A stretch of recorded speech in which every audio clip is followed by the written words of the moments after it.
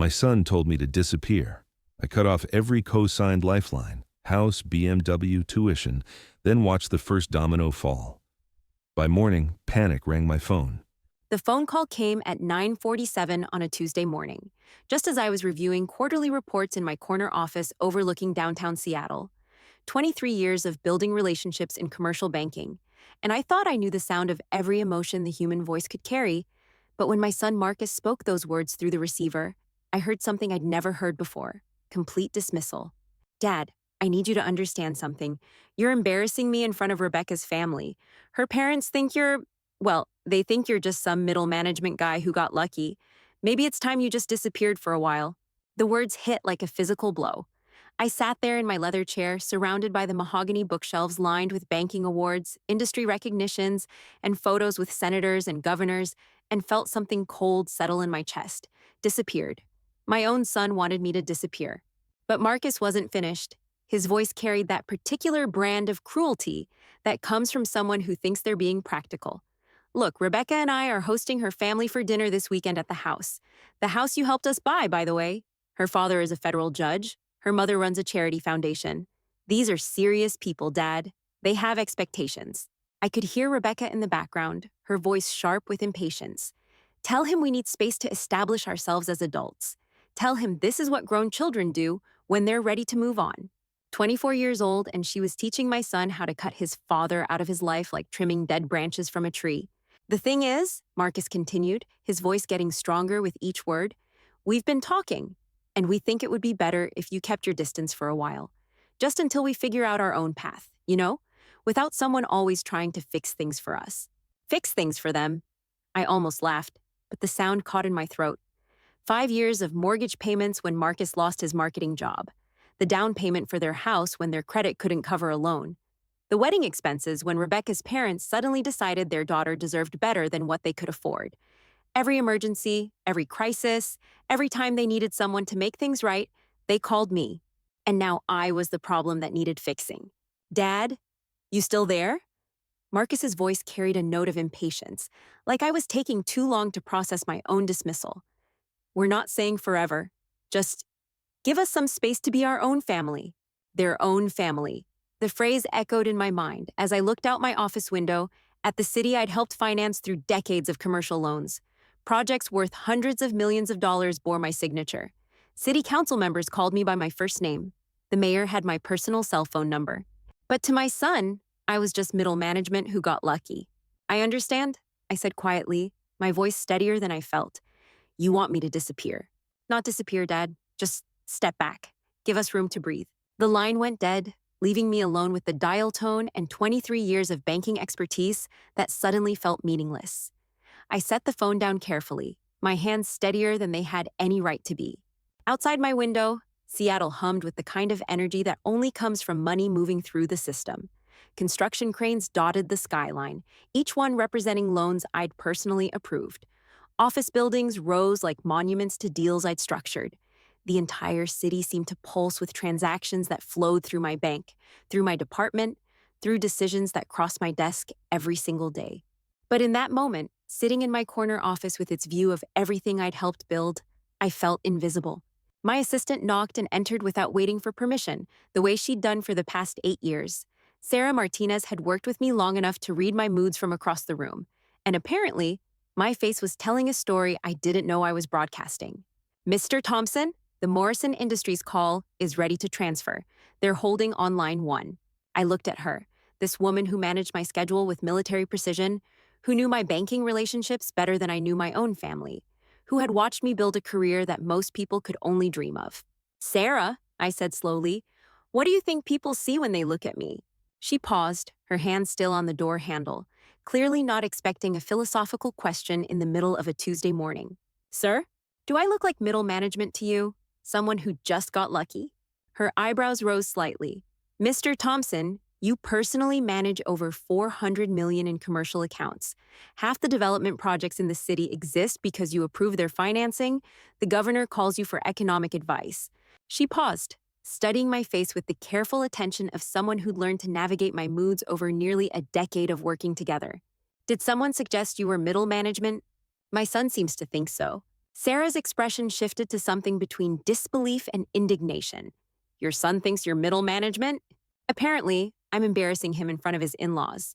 They think I'm just some guy who got lucky. The silence that followed was the kind that precedes either laughter or violence. Sarah chose neither, instead walking fully into my office and closing the door behind her. Mr. Thompson, she said carefully, your son drives a BMW that you co-signed for.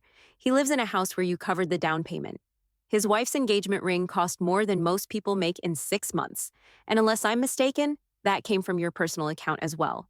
I nodded, remembering the $15,000 charge that had appeared on my credit card statement last spring. Marcus had been so grateful, so excited to give Rebecca the ring she deserved. His future father-in-law had been impressed by the size of the diamond, calling Marcus a young man with excellent taste and clearly solid financial judgment.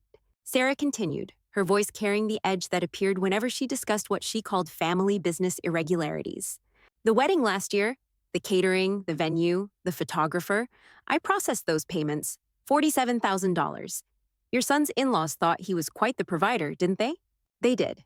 Judge Hartwell had clapped Marcus on the back during the reception, praising him for treating his daughter like the princess she'd always been.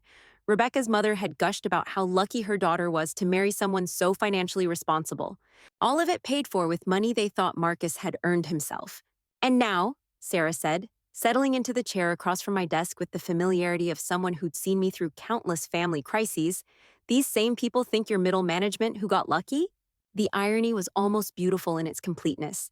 I'd spent 5 years making my son look successful to impress people who now looked down on me for not being successful enough. Sarah pulled out her tablet, the way she did when we were about to discuss something that required documentation. Mr. Thompson, would you like me to prepare a summary of your professional credentials, your deal portfolio, maybe a list of the civic boards you serve on? For what? She smiled, the kind of expression that appeared when she was about to solve a problem I hadn't even realized existed. For the next time someone suggests you're middle management who got lucky. I leaned back in my chair, feeling something shift inside me. Not anger exactly, but something colder and more focused. The same analytical mindset that had served me through decades of complex financial negotiations. Sarah, I said slowly, what would you say if I told you I was thinking about disappearing for a while? Her eyebrows rose. Like a vacation? Something like that. How long were you thinking? Long enough for some people to understand exactly what they've lost. She nodded slowly, her expression shifting to the look she wore when we were about to embark on something that required careful planning and flawless execution. Should I clear your calendar, sir? Not yet. First, I think we need to make a few phone calls, starting with Marcus's mortgage company. Her smile widened. The house loan you co-signed? The very one, along with the car loan, the credit cards, and that personal loan for Rebecca's graduate school tuition. Sarah was already typing notes on her tablet, her fingers moving with the efficiency of someone who'd spent years managing financial complexity. Should I prepare withdrawal notices for all co-signed obligations? I looked out my window again at the city skyline, at the evidence of 23 years of building something that mattered, something that had value, something that people respected and needed. My son wanted me to disappear. He wanted space to establish himself as an adult without someone always trying to fix things for him. I was about to give him exactly what he asked for. Prepare everything, Sarah. Every co-signed loan, every financial guarantee, every safety net I've provided. I want a complete accounting of my disappearance. She looked up from her tablet, her expression carrying the satisfaction of someone who'd been waiting years for this conversation. How much notice should I give them? I thought about Marcus's voice on the phone, the casual dismissal, the way he'd delivered my exile like he was discussing weekend plans. None, I said quietly. Let them discover what middle management who got lucky actually looks like when it's gone. Outside my window, Seattle continued its busy Tuesday routine. Money flowing through systems I'd helped design, deals proceeding through channels I'd established, the economic heartbeat of a city that knew my value even if my own family didn't. But that was about to change. Because sometimes the only way to make people understand what they have is to show them what life looks like without it. And I was about to become very, very good at disappearing. The first domino fell at exactly 2:30 that afternoon. I was sitting across from David Chen, Senior Vice President at Pacific Northwest Mortgage, in his glass-walled office that overlooked the harbor. We'd done business together for 12 years, enough time for the pleasantries to feel genuine and the handshakes to carry real weight. David, I said, sliding the folder across his mahogany desk. I need to discuss some changes to my co-signed obligations. He opened the file, his expression shifting from casual interest to focused attention as he scanned the documents Sarah had prepared. The mortgage for 847 Elm Street, the one where Marcus and Rebecca had hosted their elegant dinner parties, the one with the granite countertops and hardwood floors that had impressed Judge Hartwell so much last Christmas. This is your son's house, right? David looked up, his pen hovering over the papers. The young couple with the federal judge connection? That's right. I want to remove myself as co-signer effective immediately. David's eyebrows rose slightly. He'd seen enough financial divorces to recognize the signs, but this wasn't a typical separation. The account was current, payments made on time, no red flags in the credit monitoring system. Mr. Thompson, this is a substantial obligation. Without your co-signature, they'll need to qualify independently. Given their current income levels, he paused, consulting his computer screen where Marcus and Rebecca's financial profile glowed in neat columns of numbers. Their combined income is $97,000 annually. The mortgage payment alone is $3,200 monthly. Without your backing, they won't qualify to assume the loan independently. I nodded, feeling that cold, analytical calm settle deeper into my chest. That's their problem to solve, isn't it? David studied my face with the careful attention of someone who'd spent decades reading between the lines of financial decisions. In banking, every signature told a story, and he was clearly trying to understand the narrative playing out across his desk. What exactly are you looking to accomplish here? I'm giving my son what he asked for. Space to establish himself as an adult without someone always trying to fix things for him. The silence stretched between us, broken only by the soft hum of his computer and the distant sound of harbor traffic. David had 3 grown children of his own, and I could see him processing the implications of what I was requesting. The foreclosure process typically takes 90 to 120 days, he said quietly. That gives them time to either refinance independently or arrange alternative financing, or sell the house and downsize to something they can actually afford. David nodded slowly, his pen moving across the signature lines with practiced efficiency. I'll need your signature here, here, and here. The changes will take effect within 48 hours. I signed my name with the same steady hand that had approved hundreds of millions in commercial loans, that had built relationships spanning decades, that had signed my son's birth certificate 24 years ago. When I finished, David leaned back in his chair, his expression thoughtful. Robert, we've known each other a long time. Can I ask you something? Of course. Is this really about teaching independence, or is this about something else? I looked out his window at Elliott Bay, where container ships moved cargo worth millions of dollars through channels I'd helped finance. The entire port operation depended on credit relationships, trust built over years, the understanding that when someone gave their word, they meant it. David, I said, turning back to him, when someone tells you that you're embarrassing them, that you need to disappear, that your presence is a problem they need to solve, what would you call that? He was quiet for a long moment, his fingers steepled over the signed documents. I'd call that a mistake in judgment. Exactly, and mistakes have consequences. The second domino fell 20 minutes later at Premier Auto Finance. Janet Walsh had been handling luxury car loans for 15 years, long enough to remember when I'd co-signed Marcus's BMW 3 years earlier. The monthly payment was $847, a number that had seemed reasonable when Marcus needed reliable transportation to his marketing job. The job he'd lost 6 months later. The job I'd replaced with mortgage payments while he figured out his next move. Mr. Thompson, Janet said, reviewing the co-signer removal request, this will trigger an immediate credit review. Without your backing, they'll need to demonstrate independent ability to service the debt. And if they can't, she consulted her screen, scrolling through payment histories and credit scores. Repossession, typically within 30 days of failed qualification. The borrower would be responsible for any deficiency balance after auction. I thought about Marcus driving that BMW to his wedding, the way Judge Hartwell had admired the leather interior and praised his son-in-law's taste in vehicles. Rebecca had been so proud, posting photos on social media of her successful husband and his professional image.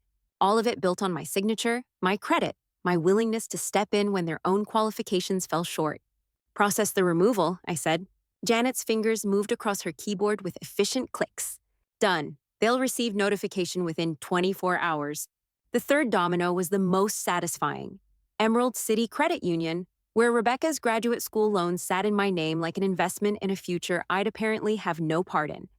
$43,000 in educational debt that had purchased a master's degree in nonprofit management, the credential that had landed her a job at her mother's charity foundation, the same charity foundation where she now worked alongside people who thought her father-in-law was middle management, who got lucky.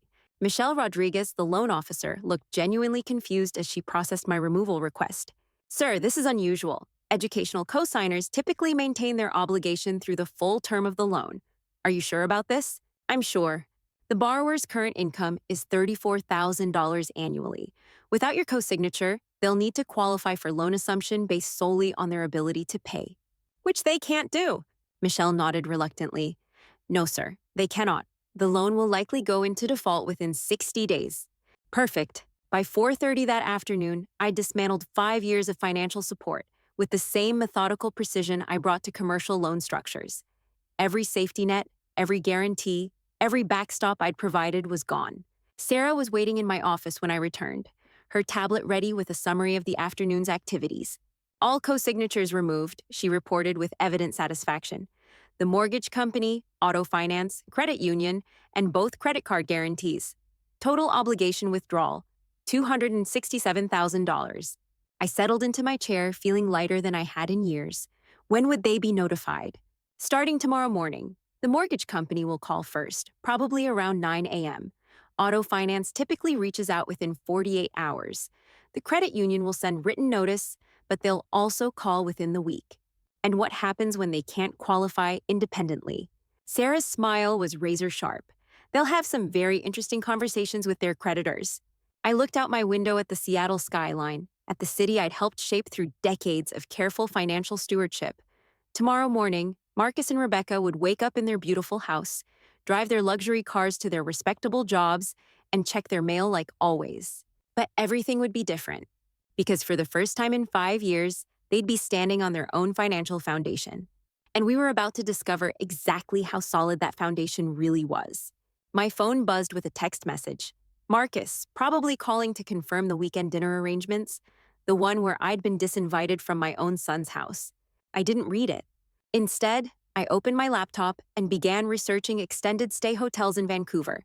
If my son wanted me to disappear, I'd give him a masterclass in the art of vanishing.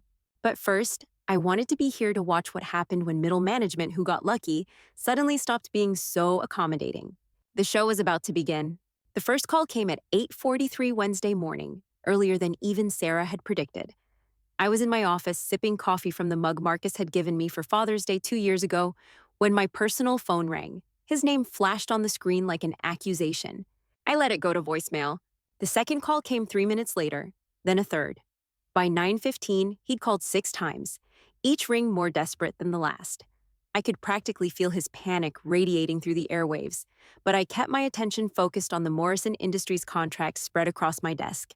$430 million in development financing, the kind of deal that built careers and shaped cities, the kind of deal that middle management definitely didn't handle.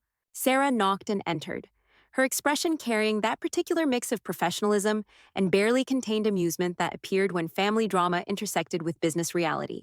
"Sir, Pacific Northwest Mortgage called to confirm receipt of your co-signer removal. They mentioned that the primary borrower has been attempting to reach them since 7 a.m. I imagined Marcus in his kitchen, the one with granite countertops I'd helped finance, frantically dialing numbers while Rebecca stood behind him demanding explanations he couldn't provide. "What did you tell them?" I asked. "That you were in meetings all morning and couldn't be disturbed." My phone buzzed with another call. Marcus again. This time, I answered on the 4th ring, my voice carrying the same neutral professionalism I used with difficult clients. "Good morning, Marcus." "Dad, what the hell is going on?" His voice cracked with desperation.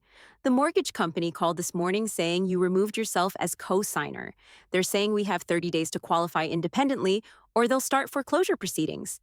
I leaned back in my chair, looking out at the Seattle skyline where cranes moved like mechanical dancers across construction sites I'd helped fund. "That sounds about right." "What do you mean that sounds about right?" "Dad, this is our house, our home. You can't just—" "I can't just what, Marcus?" Silence stretched across the line, filled with the weight of words he'd spoken 2 days earlier. Words about embarrassment and disappearing and needing space to establish themselves as adults. Dad, look, I know what I said yesterday was harsh, but I didn't mean. You said you wanted space to figure out your own path without someone always trying to fix things for you. I'm giving you exactly what you asked for. This isn't what I meant, and you know it. His voice carried that particular whine that had appeared whenever consequences caught up with his choices. The same tone he'd used at 16 when his car got repossessed after he stopped making payments. The same desperate pitch from college when his credit cards maxed out. But this time, I wasn't rushing to solve his problem. Marcus, I said calmly, you're 24 years old. You have a college degree, a wife, a job, and according to you, the maturity to establish your own family without interference from someone who's apparently just middle management who got lucky. Dad, I never said your wife did. In the background, while you were explaining why I needed to disappear, something about expectations and serious people. The silence that followed was the sound of chickens coming home to roost. I could hear Rebecca in the background, her voice sharp with questions Marcus couldn't answer. What about the car? He asked finally, his voice smaller now. What about it? The BMW, they called too. They want to know if I can qualify for the loan independently. And can you? Another long pause, this one filled with the mathematics of reality. His marketing coordinator's salary at Rebecca's Family Charity Foundation paid $43,000 annually. Her nonprofit management position brought in $34,000. Together, they made less than my monthly expense account. Dad, please, we can work this out. Maybe we were wrong about the dinner thing. Maybe you could come after all. The desperation in his voice was almost musical. 24 hours ago, I'd been an embarrassment who needed to disappear. Now suddenly, I was welcome at dinner again. How generous of you. Look, I'll talk to Rebecca. I'll explain that we were being unreasonable. Her parents don't have to meet you this weekend. We can do a smaller dinner, just family. Just family. The phrase tasted bitter even through the phone line. Marcus, I said quietly, yesterday you told me I was embarrassing you in front of people you wanted to impress. Today you're inviting me to a smaller dinner because you need my signature on some paperwork. Do you see the difference? I could hear him breathing, the rapid, shallow breaths of someone drowning in consequences they'd never anticipated. What do you want from me, Dad? What do you want me to say? I want you to understand what you actually said to me. I want you to comprehend what it means when you tell your father he's an embarrassment who needs to disappear. The line went quiet except for muffled conversation in the background. Rebecca's voice, sharp with panic. Something about calling her father, about legal options, about how this couldn't be happening. Dad, Rebecca wants to know if this is legal. Can you just remove yourself from loans like this? Tell Rebecca, that middle management who got lucky still understands basic contract law. That's not fair. Fair? I stood up, walking to my window, where Seattle spread out below like a three-dimensional map of my professional accomplishments. Fair would have been raising a son who didn't think success was something that happened to other people by accident. Marcus, every month for 3 years, I've transferred money to cover your mortgage payment. Not loaned it to you, transferred it, because your combined income couldn't service the debt on the house you insisted on buying. You needed to impress Rebecca's parents, I understand. Mission accomplished. Judge Hartwell thinks very highly of your financial acumen. Your mother-in-law brags about her daughter marrying such a successful young man. Dad, that's not. It's exactly what it is. And now you get to discover what success actually looks like when it's not subsidized by someone else's bank account. I could hear Rebecca in the background, her voice rising with each word. Something about family loyalty and obligations and how fathers were supposed to support their children. Marcus, I said, interrupting whatever excuse he was formulating, I'm going to be unavailable for the next few weeks, maybe longer. I'm taking some time away to give you the space you requested. Where are you going? Somewhere that appreciates middle management who got lucky. Dad, please, don't do this. We can fix this. We can make it right. The same words he'd used when his credit cards were declined at restaurants. The same desperate promises he'd made when his car payment bounced. The same pleading tone that had preceded every financial rescue I'd performed over the past 5 years. But this time felt different. This time, the stakes were real. Marcus, I said gently, you wanted to establish yourselves as adults. This is what that looks like. Adult problems with adult consequences and adult solutions that don't involve calling your father for money. The silence stretched long enough that I wondered if the call had dropped. Then I heard something that stopped me cold. Marcus was crying. Not the manipulative tears he'd used as a child to avoid punishment. Real crying. The sound of someone realizing they'd made a catastrophic error in judgment. Dad, I'm sorry. I'm so sorry. I don't know what I was thinking. Rebecca's parents, they made me feel like I wasn't good enough. Like we weren't successful enough. And instead of standing up for you, I know what you did, son. Can you forgive me? Can we start over? I looked at my reflection in the window glass, seeing a man who'd spent decades building something meaningful, something valuable, something that commanded respect from people who actually understood what success required. Marcus, forgiveness and consequences are two different things. I forgive you for being young and stupid and letting other people's opinions matter more than your family. But the consequences of those choices aren't mine to manage anymore. So what happens now? Now you figure out what being an adult actually means. You and Rebecca sit down with your creditors and work out payment plans you can actually afford. You sell the house and the car and the lifestyle that was never really yours to begin with. You learn what it feels like to earn something instead of inheriting it. And what about us? What about our relationship? That depends entirely on what you learn from this experience. I could hear Rebecca in the background, her voice carrying the sharp edge of someone accustomed to problems being solved by other people's money. Something about calling her father, about legal action, about how this abandonment wouldn't stand. Marcus, I said, your wife is talking about legal action against me. For the crime of not co-signing loans, I was never legally obligated to co-sign in the first place. She's scared, Dad. We both are. Good. Fear is an excellent teacher. It teaches you things that comfort never can. The call ended with Marcus still talking, still pleading, still trying to negotiate his way out of consequences that were already in motion. I set the phone down and returned to my desk where the Morrison Industries contract waited, along with 3 other deals worth a combined $700 million. Real work, real responsibility, real success that didn't require anyone else's approval or understanding. Sarah appeared in my doorway, her expression carrying the satisfaction of someone watching justice unfold in real time. Sir, Premier Auto Finance called to confirm the BMW removal. They mentioned the primary borrower seemed quite distressed during their conversation. I'm sure he was. They also wanted me to remind you that you're still technically liable until the vehicle is either voluntarily surrendered or repossessed and sold at auction. How long does that process typically take? With their current financial profile, Sarah consulted her tablet. 2 weeks, maybe 3. Perfect timing. I opened my laptop and pulled up the extended stay hotel reservation I'd made in Vancouver. 3 weeks at the Fairmont Pacific Rim, with views of the harbor and mountains that didn't include any reminders of ungrateful children.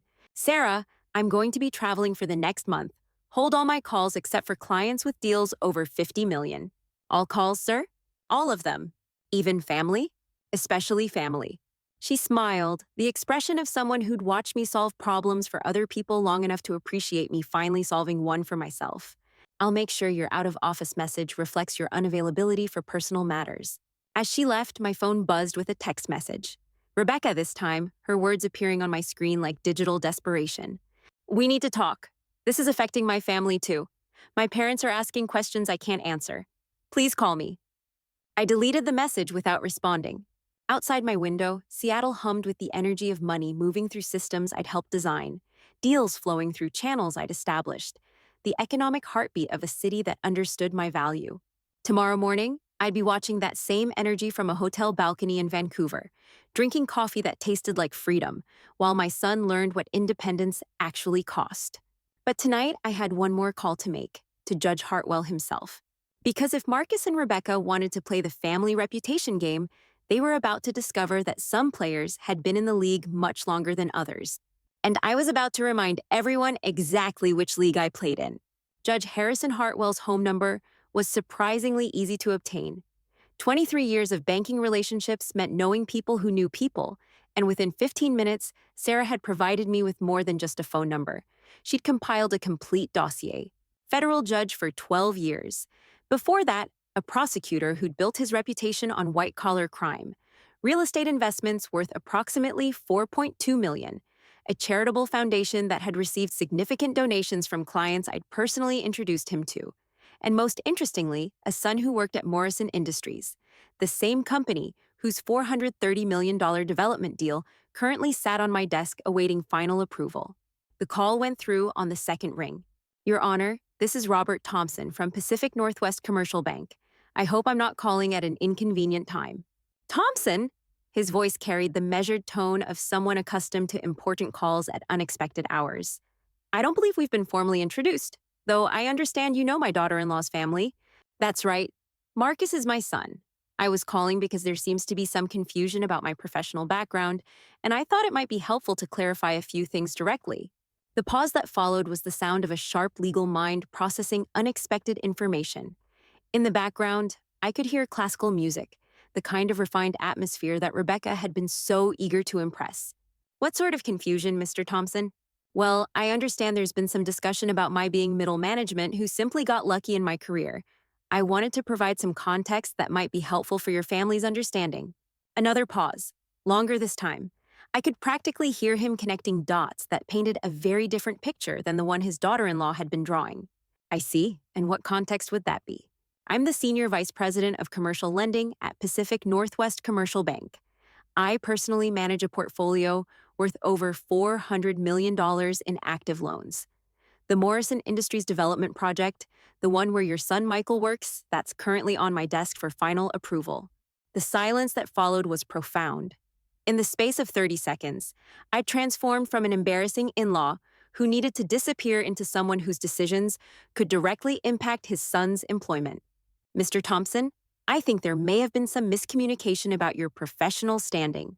That seems likely. I've also served on the Seattle Development Council for 8 years, the Pacific Northwest Banking Association Board for 6 years, and I regularly consult with the governor's office on regional economic policy. Each credential landed like a carefully placed chess piece, shifting the entire board in ways that Judge Hartwell's legal mind would immediately understand. This is quite enlightening, he said carefully. May I ask what prompted this call? Yesterday, your daughter informed my son that I was embarrassing him in front of your family, that your family had expectations about the kind of people they associate with, and those expectations didn't include someone of my apparently limited professional standing.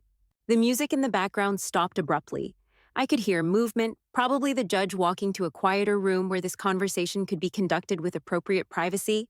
Mr. Thompson, I want to assure you that neither my wife nor I expressed any such sentiments about your professional standing. I'm sure you didn't, Your Honor, but the perception was communicated clearly enough that my son felt comfortable telling me to disappear for a while, to give them space to establish themselves as adults without someone always trying to fix things for them. And how exactly have you been fixing things? I provided the down payment for their house. I've been making their mortgage payments for 3 years.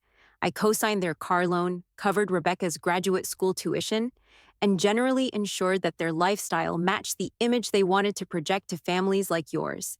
The silence stretched so long, I wondered if the call had dropped. When Judge Hartwell spoke again, his voice carried the careful precision of someone choosing words that couldn't be misinterpreted later. Are you telling me that my daughter-in-law and her husband have been living beyond their actual means with your financial support?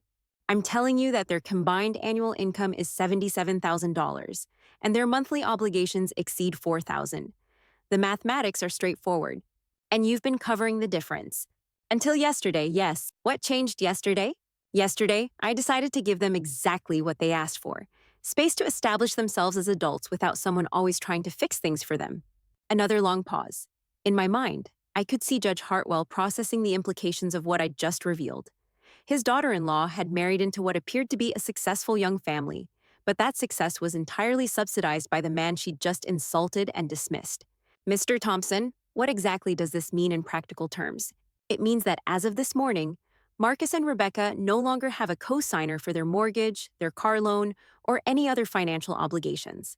They'll need to qualify independently based on their actual income and credit profile, which they cannot do.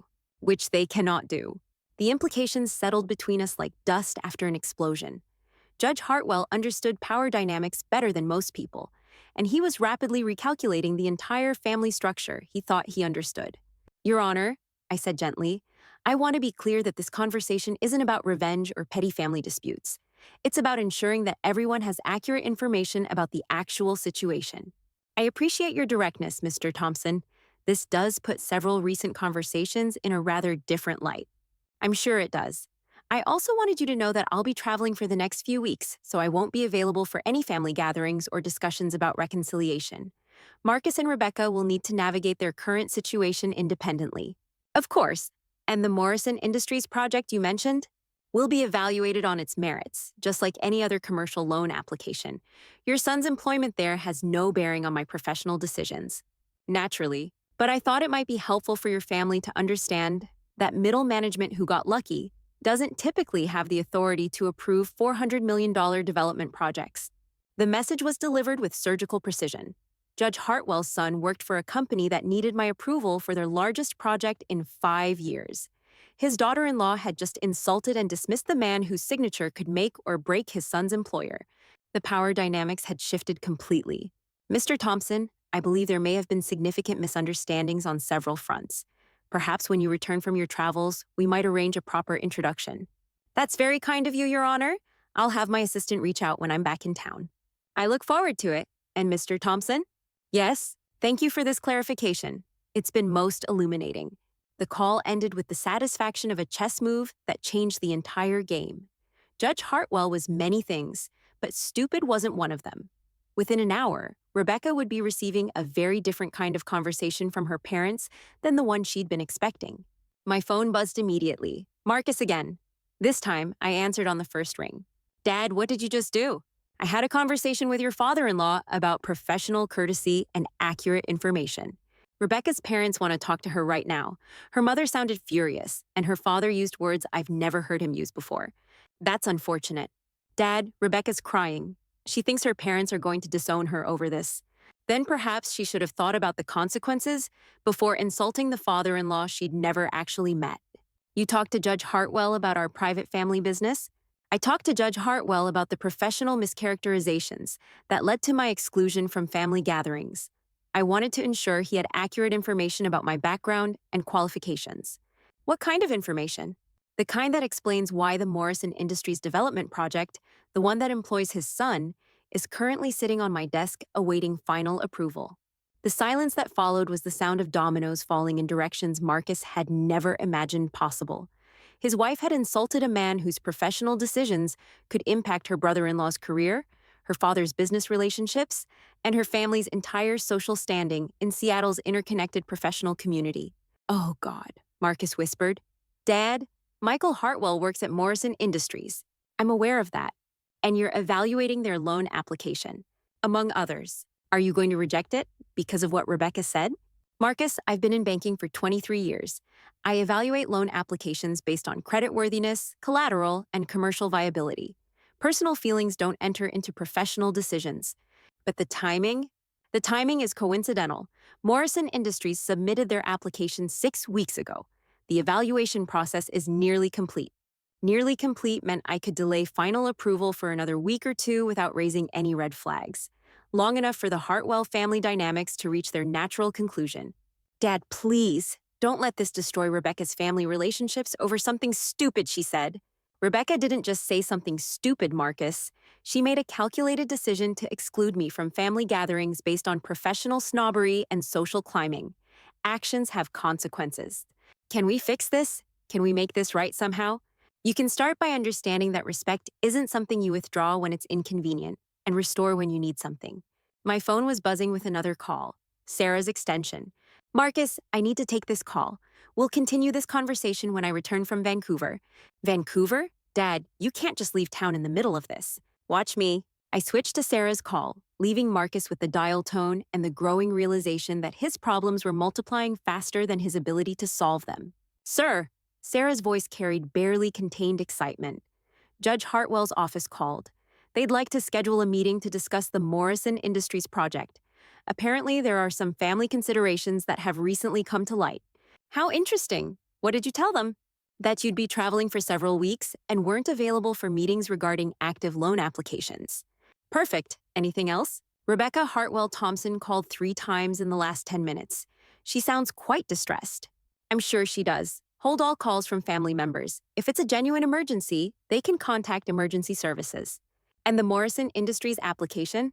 Put it in the pending file for now. Sometimes complex deals require additional evaluation time. Understood, sir. As I hung up, I felt that cold, analytical satisfaction settle deeper into my chest. The chess game was accelerating beyond anything Marcus or Rebecca had anticipated.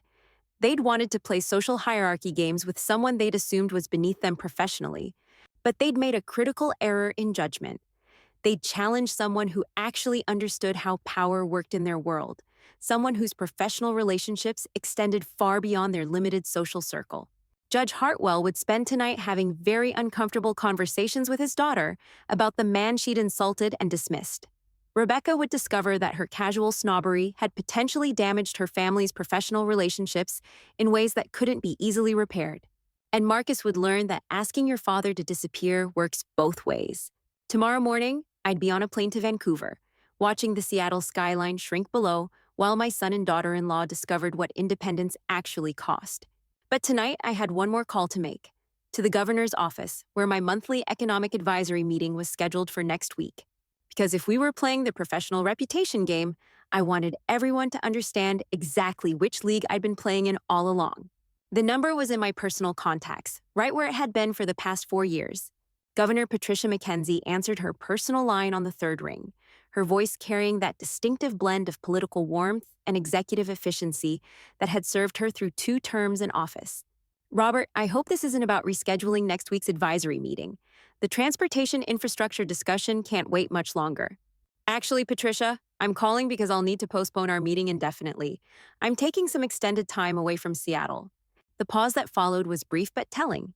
In 4 years of monthly consultations, I'd never missed a scheduled meeting, never requested a postponement, never been unavailable when she needed economic analysis for policy decisions. Is everything all right? This doesn't sound like you. I looked out my office window at the city lights beginning to twinkle in the December dusk, each one representing businesses and developments that had crossed my desk, decisions that had shaped the economic landscape she governed. It's a family matter, Patricia, nothing that affects my professional obligations, but it requires my complete attention for the foreseeable future. Robert, you've been invaluable to this administration. Your insights on the regional development strategy alone have saved us from at least 3 major policy mistakes. Are you sure there's nothing we can do to help? The genuine concern in her voice reminded me why I'd always respected her, even when we disagreed on policy details. She understood that relationships were built on mutual value and professional respect, concepts that apparently needed to be taught to younger generations. I appreciate that, Patricia. Actually, there is one small favor I might ask. Name it. I understand Judge Hartwell's son works for Morrison Industries. They have a significant development application pending review. I wanted you to know that I'll be recusing myself from that particular evaluation due to a potential conflict of interest. Another pause, this one longer. Patricia hadn't become governor by missing the subtext in carefully worded conversations. What kind of conflict of interest, Robert? Family complications that could affect my objectivity. It's better if someone else handles the final approval process. Family complications with Judge Hartwell?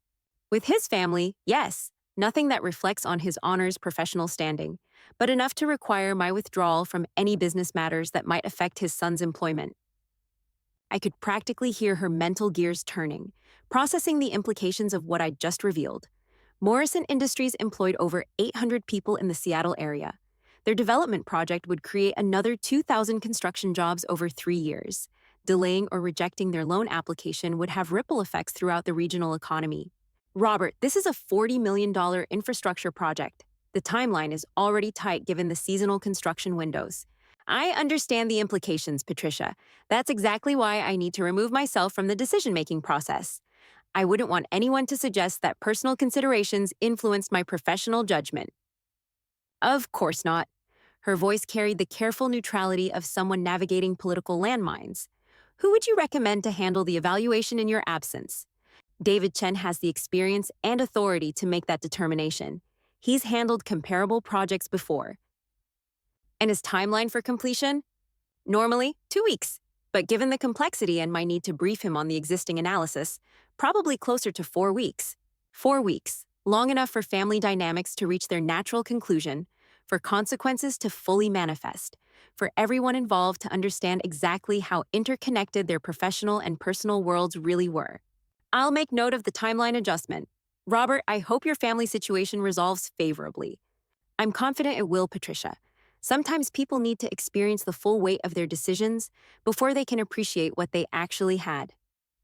After ending the call, I sat back in my leather chair, surveying the office that had been my professional home for over 2 decades. Tomorrow morning, this space would feel different, emptier, waiting for my return like a stage between performances. My phone buzzed with yet another call from Marcus. This time, I let it ring until voicemail picked up, then listened to the message with detached curiosity. Dad, please pick up. Rebecca talked to her parents tonight. Her father wants to meet with you personally to apologize for the misunderstanding. Her mother is beside herself about the whole thing. They had no idea about our financial situation, and they're horrified that Rebecca said those things about you. His voice cracked with exhaustion and desperation. The mortgage company called again. They want an answer by Friday about independent qualification. The car finance people scheduled a repossession assessment for next week. Rebecca's student loans are going into default review. Dad, I know we messed up. I know we hurt you, but please don't let this destroy everything we've built. Everything we'd built. Even in his apology, Marcus couldn't acknowledge that he'd built nothing, earned nothing, achieved nothing without my financial foundation supporting every step. But that was about to change. I deleted the voicemail and opened my laptop to finalize the Vancouver hotel reservation. 3 weeks at the Fairmont Pacific Rim, with views of mountains and harbor that didn't include any reminders of ungrateful children or their social climbing spouses.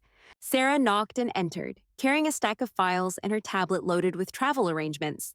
Sir, your flight to Vancouver departs at 11:15 tomorrow morning. I've arranged for a car service to pick you up at 9:30. Perfect. What about the office coverage? David Chen will handle any urgent commercial decisions. I've briefed him on the Morrison Industries situation and your conflict of interest recusal. And personal calls? Will be directed to voicemail with a message indicating you're unavailable for family matters indefinitely. I looked around my office one final time, at the awards lining the walls, the photographs with senators and mayors, the evidence of a career built on competence and professional relationships that span decades. Sarah, in your professional opinion, would you describe me as middle management who got lucky? Her laugh was sharp enough to cut glass.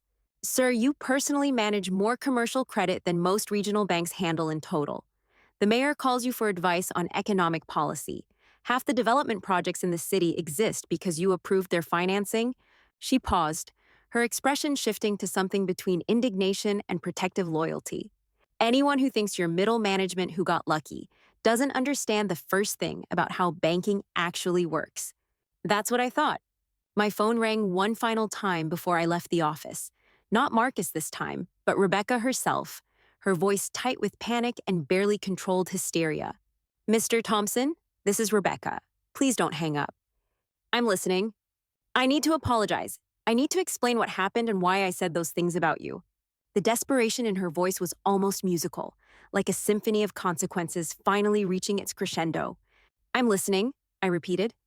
My parents are furious with me. My father says I've potentially damaged his professional relationships over something that was none of my business. My mother is horrified that I insulted you without ever even meeting you properly. I see. And Marcus told me about your position at the bank, about the Morrison Industries project, about how important you are in the business community. I had no idea. I thought you were just middle management who got lucky. Yes. No. I mean, that's what I assumed, but I was wrong. I was completely wrong. And I'm so sorry. The apology hung in the air like smoke from a fire that had already burned down the house. Rebecca, apologies are words. Actions have consequences that words can't erase. But surely we can work this out. Surely there's some way to fix this. There is a way to fix it. You and Marcus can learn to live within your actual means instead of the fantasy lifestyle I've been subsidizing. You can discover what independence actually costs when it's not underwritten by someone else's credit. Mr. Thompson, please, we're going to lose everything. You're going to lose things that were never really yours to begin with. The house was purchased with my down payment and maintained with my monthly transfers. The car exists because of my co-signature on a loan you couldn't qualify for independently. My student loans are in my name because your credit wasn't sufficient to secure educational financing. Each fact landed like a physical blow, stripping away the illusions that had sustained their artificial lifestyle for years. So what happens now? She whispered.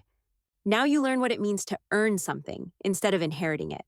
You discover whether your marriage can survive without external financial support. You find out what your relationship with your parents looks like when it's not mediated by professional obligations to someone you insulted. And what about forgiveness? What about family? I thought about that question as I gathered my briefcase and prepared to leave my office for the next 3 weeks. Rebecca, forgiveness and consequences are different things. I forgive you for being young and arrogant and letting social status matter more than basic human decency. But the consequences of your choices aren't mine to manage anymore. Please don't do this to us. I'm not doing anything to you. I'm simply stopping doing things for you. The distinction was crucial, though I doubted she'd understand it until much later, if at all. Mr. Thompson, I'm begging you, please don't let our mistakes destroy our marriage, our future, our family. Your mistakes won't destroy anything, Rebecca, but they might reveal what was actually there underneath all the financial scaffolding. I ended the call and walked toward the elevator, my footsteps echoing in the empty hallway like a countdown to consequences that had been years in the making. Tomorrow morning, I'd be watching the sunrise over Vancouver Harbor, drinking coffee that tasted like freedom, while my son and daughter-in-law discovered what independence actually required. But tonight, I had one final task. I needed to draft a letter to Judge Hartwell, explaining exactly why his daughter-in-law's casual cruelty had created professional complications that extended far beyond their family dinner table. Because if we were going to play the reputation game, everyone needed to understand the rules. And after 23 years in commercial banking, I knew all the rules by heart. The letter was simple, direct, and devastating in its professional courtesy. I wrote it by hand on my personal letterhead, the kind of formal communication that carried weight in legal and business circles. Your Honor, it began. Yesterday evening's conversation prompted me to provide written clarification of the circumstances surrounding my recusal from the Morrison Industries loan evaluation. While I maintain the highest respect for your professional standing, recent family interactions have created a potential conflict of interest that requires my withdrawal from any business matters affecting your son's employment. I detailed the timeline carefully, Rebecca's statements about my professional standing, Marcus's request that I disappear from family functions, the financial support I'd provided that had enabled their lifestyle and social positioning, the removal of that support and its inevitable consequences. The letter concluded with surgical precision. I want to assure you that my professional decisions are never influenced by personal considerations. However, the appearance of such influence, given the family dynamics now in play, requires my complete recusal from any matters affecting Morrison Industries. I have recommended that my colleague David Chen assume responsibility for this evaluation, with an estimated timeline of 4 weeks for completion. I sealed the letter in an envelope and left it on Sarah's desk with instructions for hand delivery to Judge Hartwell's chambers first thing in the morning. Then I walked out of my office building into the Seattle night, breathing air that felt cleaner somehow, lighter, filled with possibilities that didn't include ungrateful children or their social climbing spouses. 3 weeks in Vancouver would give everyone time to understand exactly what they'd lost when they decided I was an embarrassment who needed to disappear. And when I returned, we'd see who was still interested in playing family games with someone who actually understood how the game was won. The plane lifted off from Seattle-Tacoma International at exactly 11:15 the next morning, carrying me above the city I'd helped finance for over 2 decades. From 30,000 feet, the skyline looked like a collection of building blocks, each tower representing deals I'd structured, projects I'd approved, relationships I'd built through competence rather than inheritance. My phone had been buzzing constantly since 6 a.m., but I turned it off before boarding. Whatever crisis Marcus and Rebecca were managing this morning would have to be managed without me. For the first time in 5 years, their problems were truly their own. And for the first time since my son had asked me to disappear, I felt like I could finally breathe again. The game was over, the consequences were in motion. And middle management, who got lucky, was about to discover what real power looked like when it stopped pretending to be ordinary.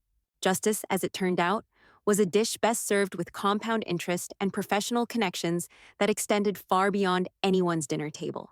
And I intended to savor every single bite.